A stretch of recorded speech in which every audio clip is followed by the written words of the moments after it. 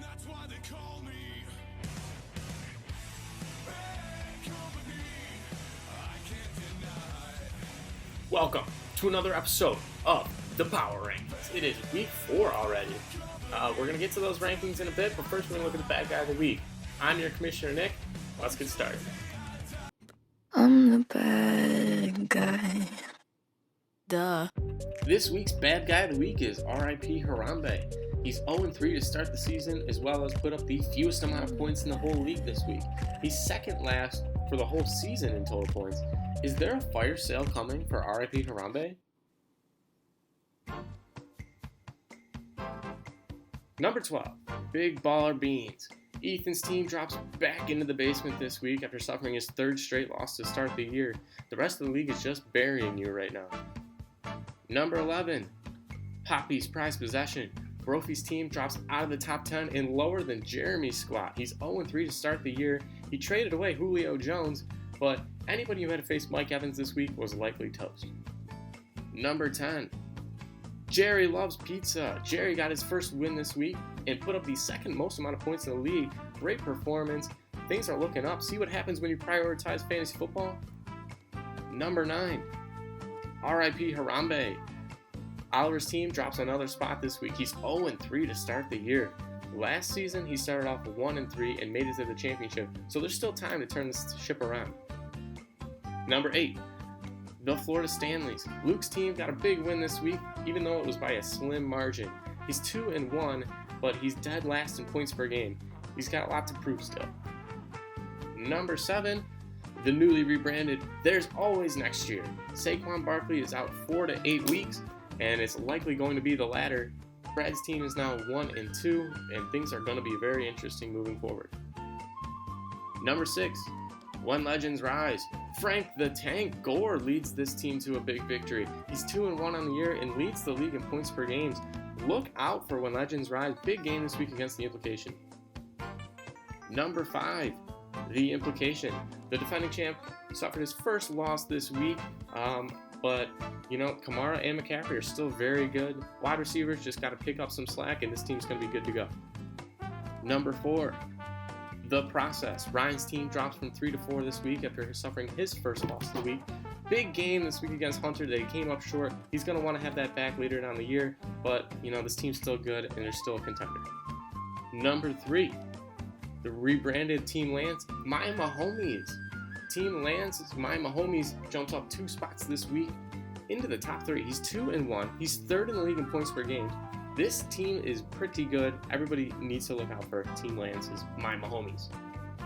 Number 2, Team Never Lucky. Dan's squad pulled off a big win in the primetime game and assassinated the Implication, slashing the defending champion and moving to 3-0 on the year. He's 2nd in the league in points per game, so this team is legit. Look out for this team. Number 1, Bora, great success. You will never get this.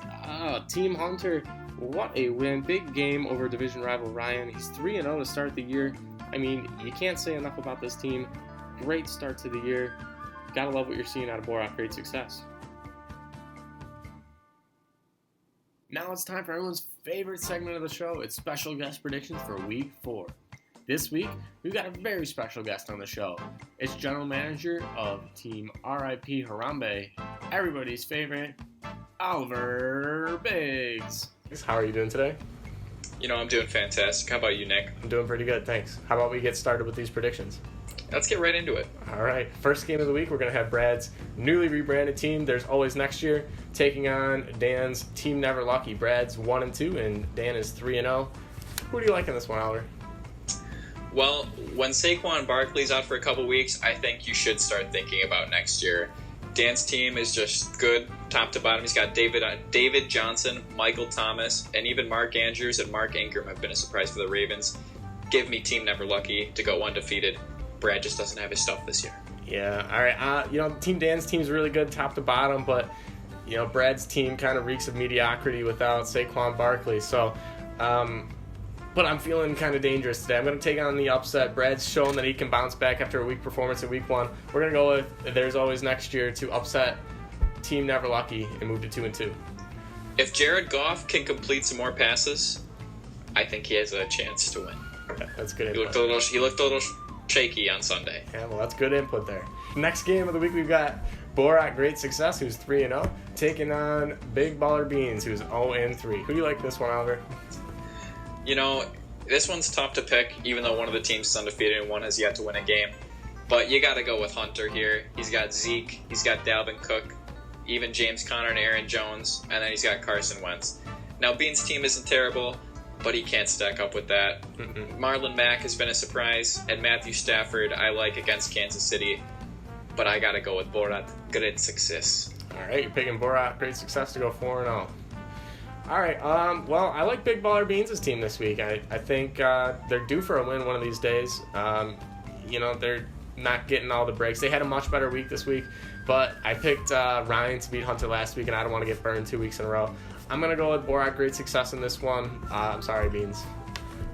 Next game of the week, we're going to have Ryan's The Process taking on the Florida Stanleys. That's Luke's squad. Both teams are 2-1 coming into this one. The Process has shown he can be a serious contender, I think, but the Florida Stanleys, despite being 2-1, they're last in the league in points per game. What do you think about this one, Oliver? I think points per game is where this game is going to be won and lost. Oh, yeah. Clearly. But no, I simply do not think that the Stanleys can compete with a roster that has Sony Michel against the Buffalo Bills, DeAndre Hopkins, Julio Jones, and Lamar Jackson has been dynamite so far. Oh, yeah. So absolutely. I gotta go with the Process here. Absolutely. The Process has been good. I picked them last week. They disappointed me. But, they really need a win here. Tough matchup. Yeah, absolutely. But they need a win here to keep pace with Borat Great Success if they want to compete for the division and that hefty prize of $25. But what if the Florida Stanleys win this game? I mean, it's not that out there. They're 2-1. They find a way to win. They're not maybe gritty like Team Lance, but they kind of play a trap game, and they could surprise some teams as well. I'm going to go with the Process here. I'm going with my gut, but, the Florida Stanleys, they're pretty good in those. I'm waiting for the Stanleys to make a move. They're practically pulling wide receivers off the street at this point. Yeah, I know, but, we'll see. We'll see. I'm going to go with the Process, and we'll move on to our next game. We got my very own The Implication taking on When Legends Rise. This is a big game. I like my squad in this one, but what do you think, Oliver? It's hard to argue. I'm a big grit guy, and when I look at a roster that's made up of Frank Gore, Frank the Tank, Rex Burkhead, oh, yes, Vance McDonald, and then you got Mike Evans going for almost 200 yards and 3 touchdowns. That's my kind of team. Yeah. And we were talking earlier about white guys in the New England offense. He's the number one white target. Rex Burkhead is the number one white guy in the Patriots offense. That is the most valuable position in fantasy football. If the season started today, I think he's a first-round pick. I don't know where, but he's a first-round pick. Easily. Yeah. But, maybe one of the middling franchises takes him at the end of the first round. Yeah. Or early second round. I don't know. Yeah. But when any team has 2 of the top 3 fantasy running backs, some would even say the top 2 fantasy running backs in Alvin Kamara and Christian McCaffrey, you can't bet against them. And then you got Zach Ertz and Godwin and Ridley they've done fine. They struggled last week. They kind of dropped the ball for me. But, hopefully they can turn it around, rebound this week. I'm picking myself to win. But, you can't underestimate Frank the Tank. First in the league in points per game. First. Just let that sink in. I mean, this team, we were writing him off as a long shot. Not even top 10 in the league before the season started. Now he's 2-1. But I'm going to go with my very own implication for this one. My thought, something very important. It's always important to have 3 top 10 quarterbacks on the roster. That's the key to success. Yeah, you got to stash them. You got to stash them. Trade bait. Yes. Hold them out so nobody else can have them. That's how championships are won in this league. And it's been looking like a lot of Dak Prescott since week 1, so I guess Deshaun Watson and Matt Ryan are just going to be sitting on the bench. That's not a bad spot to be, though. They could get that ring just sitting on the bench doing nothing. Yep. Next game, we got my Mahomies, formerly known as Team Lance, taking on your very own R.I.P. Harambe. You're 0-3 to start the year, and last year, actually, it's surprisingly quite the same story. You were 1-3, so you know how to turn the ship around. You led that wave all the way to the championship. You came a little short, but I like your team to win this one. I mean, you you know how to start slow and rebound. So I'm going to take your very own RIP Harambe over my Mahomes for this one. How about you? You know, you got to think at some point the team has to come together a little bit. Mm-hmm. To this point, it's been absolutely reprehensible. Mm-hmm. I heard Baker Mayfield's job could be in jeopardy, but I think at some point Devontae Adams starts scoring touchdowns. I think Chris Carson stops fumbling more than I've been fumbling my words this entire interview here. Yes. I think Todd Gurley finds the end zone, and I think Evan Engram is going to continue his season. And I mean, Patrick Mahomes and Keenan Allen are nothing to slouch at, but I'm going to take RIP Harambe. That's a lock. That's a good pick. I like your team today. And for our primetime game this week, are you ready? It's not really a primetime game this week. Jerry Loves Pizza. That's Jeremy Michelson taking on his former roommate, Anthony Brophy, Poppy's prized possession. Jerry Loves Pizza comes in on a wave after putting up 156 points last week. He is 1-2 on the year, but he's taking on Poppy's prized possession to his 0-3. Who do you like in this one, Oliver? You know, with a couple of teams battling to stay out of the basement of the division, it can be hard to find a matchup, especially in a matchup that does not feature any top running backs. You got Austin Eckler and Joe Mixon as the top backs. Wide receivers are decent on Jerry's side. He's got Odell and Juju. Don't forget about Lockett. And Lockett. And he's got somebody else, too. I don't know on his bench. But you know, I think something's going to click with Brophy. I think he's going to get that goose egg off the board. I'm a big Phillip Rivers guy. And I think Demarcus Robinson and Travis Kelce are going to deliver in a big way against the Detroit Lions. All right. You know, I lost my headgear selection last week, so I'm 2-1 on the year in that category. But so I really got to make sure I get this one, so I'm not down to 500. So when I first look at this game, you know, Brophy won the only matchup in history, but I don't think that really matters. I think what really matters this week is Jeremy Michelson is riding high. He finally prioritized fantasy football in his life, and he's getting his head out of the rudder. I mean, I like his team. 156 points last week. Come on, he's gonna ride that wave.